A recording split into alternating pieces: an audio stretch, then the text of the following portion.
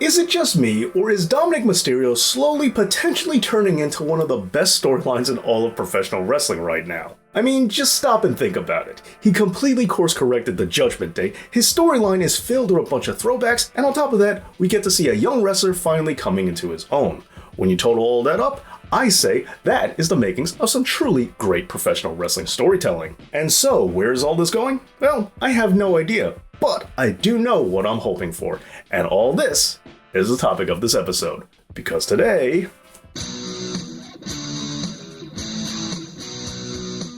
Thank you to all my amazing supporters over on Patreon like Mangy Stray and the Tribal Bull David McConnell. To find out how to get your own Patreon shoutout, go over to my Patreon page. Okay, so let me start by saying that I don't necessarily think any of this is going to happen, and just something that I think might be cool if it did. And furthermore, LMFAO, worst booking ever! Okay, well then what would you do? Oh, yeah. Way easier to throw out criticism than to actually contribute anything of worth. Anyway, so as I was saying... We were just trolling, nothing to be upset about. We can give an opinion. Well, if you want my opinion, I think it's rather pathetic that you need to say incendiary things just to get attention, probably because you can't elicit an emotional reaction in real life from anyone because no one loves you. And rightfully so.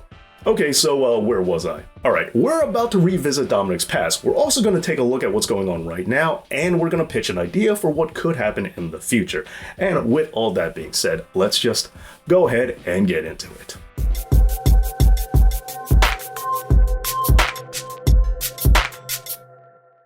Okay, so to start things off, let's take a look at some of Dominic's beginnings, which might have started earlier than some of you might realize. And on top of that, we're also going to take a look at even further back than that, and you'll see why in just a little bit. Dominic Mysterio made his first appearance on WWE television back in 2003 on the June 5th episode of SmackDown, where he celebrated alongside Rey Mysterio after Rey had won the WWE Cruiserweight Championship off of Matt Hardy. However, it wouldn't be until 2 years later when Dominic would get his first storyline, where he would be the centerpiece in a feud between Rey Mysterio and Eddie Guerrero. After that, he would make a few sporadic appearances, like being there at WrestleMania 22 alongside his sister to celebrate Rey Mysterio winning the World Championship, and another appearance during Rey Mysterio's feud with CM Punk and the Straight Edge Society. All this before becoming a full-time wrestler himself. But going back to that storyline with Eddie, this angle saw Dominic being the kayfabe biological son of Eddie Guerrero and not Rey Mysterio, even though he of course is Rey's son in real life.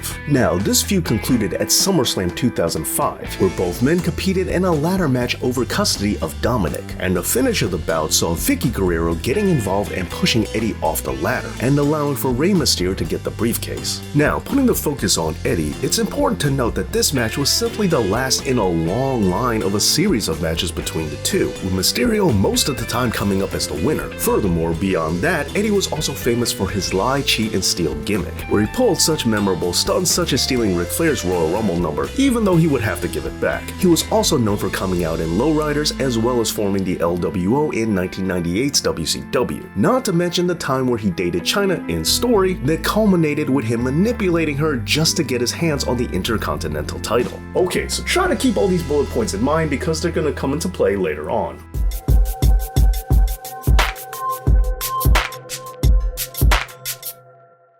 Before we continue with the rest of the video, please allow me to ask that you make sure that you're a member of the Know-It-All Nation, as every subscriber helps me get to my goal of getting that silver play button, which I'm long overdue for. So please subscribe, and also if you could give this video a like, that would be awesome too. Okay, so now that we finished talking about baby Dominic, let's take a look at what's happened with Dom over the past couple of years to bring us to where we are now. Starting in 2018, Dominic Mysterio started training to become a professional wrestler, and he would finally make his return to WWE television on March 19th, 2019, on an episode of SmackDown. From there, he would be worked into television more often, eventually leading to a feud between himself, Buddy Murphy, and Seth Rollins, with his first match being against Seth in a street fight at SummerSlam 2020.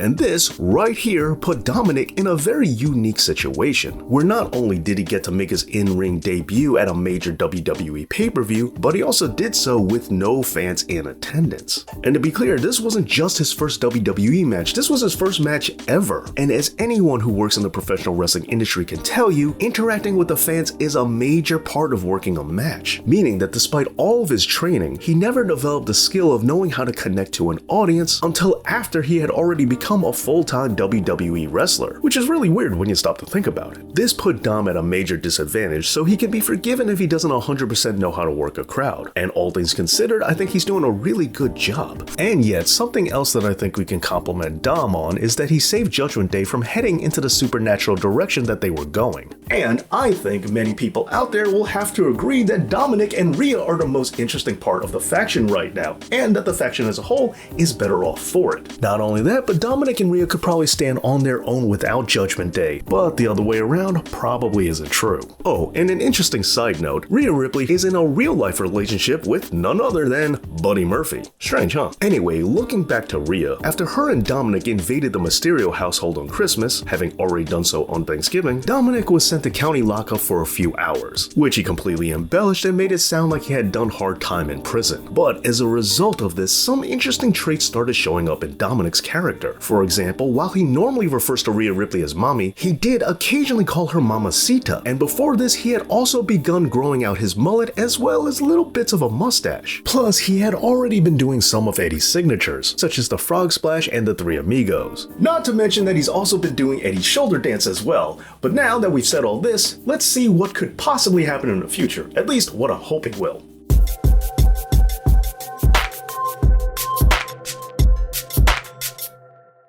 Now, the whole storyline with Rhea Ripley is seemingly going in one direction, but what is professional wrestling without a little bit of subverting expectations? Well, it has been thoroughly implied that Rhea Ripley is the one using Dominic, and there's also the real-life relationship of Buddy Murphy, which could be tied into a storyline if WWE could reacquire him from AEW. Personally, I think it would be way more interesting if it was revealed that things were actually the other way around. With Dominic beginning to demonstrate more traits from Eddie Guerrero, it would be great if they full-on commit to this, and to do so by having Dominic be the one to be manipulating Rhea, a la Eddie and Chyna. And so at first, Judgment Day might assume that they were using Dominic Mysterio to their advantage, it could be then revealed that it was actually Dominic who was using them to get revenge on his kayfabe adopted father. They could begin showing signs of this as soon as the Royal Rumble, with both Dominic and Rhea drawing their numbers for their respective men's and women's Royal Rumbles, only for Dominic to have drawn relatively low, while Rhea has picked a very high number, maybe even the coveted number 27 or number 30, after which Dominic could go in for a sweet embrace, only for it to be later revealed that while she thought she had number 27, she really has number 2, with Dom switching numbers right under her nose just as Eddie did with Flair. And yes, number 2 is a reference to Rey Mysterio winning the Royal Rumble at number 2 many years ago.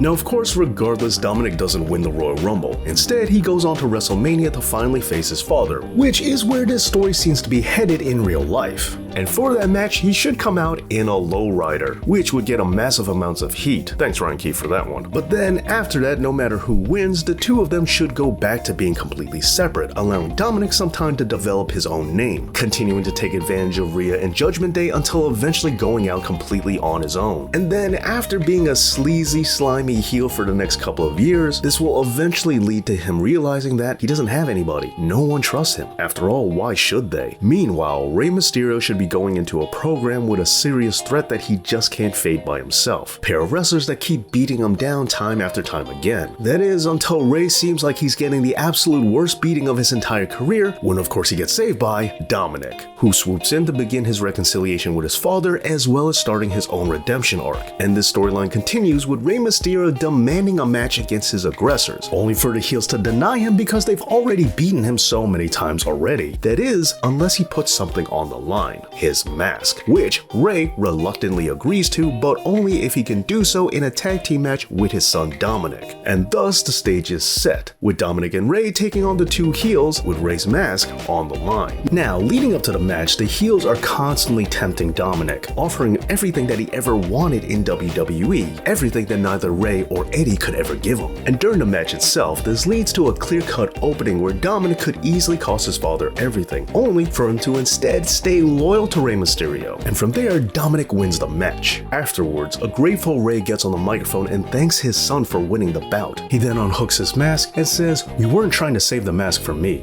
I was always saving it for for you. He then takes it off, hands it to a reluctant, tearful Dominic, who proudly puts it on, and Rey Mysterio officially retires, having handed the mantle over to his son, Dominic. Well, there you go, how Dominic Mysterio might be headed towards having one of the most interesting storylines in all of professional wrestling. But what would you like to see happen? Let me know down in the comments. And also, thank you for watching, and thank you to all my awesome Patreons out there, and as always, Dave knows.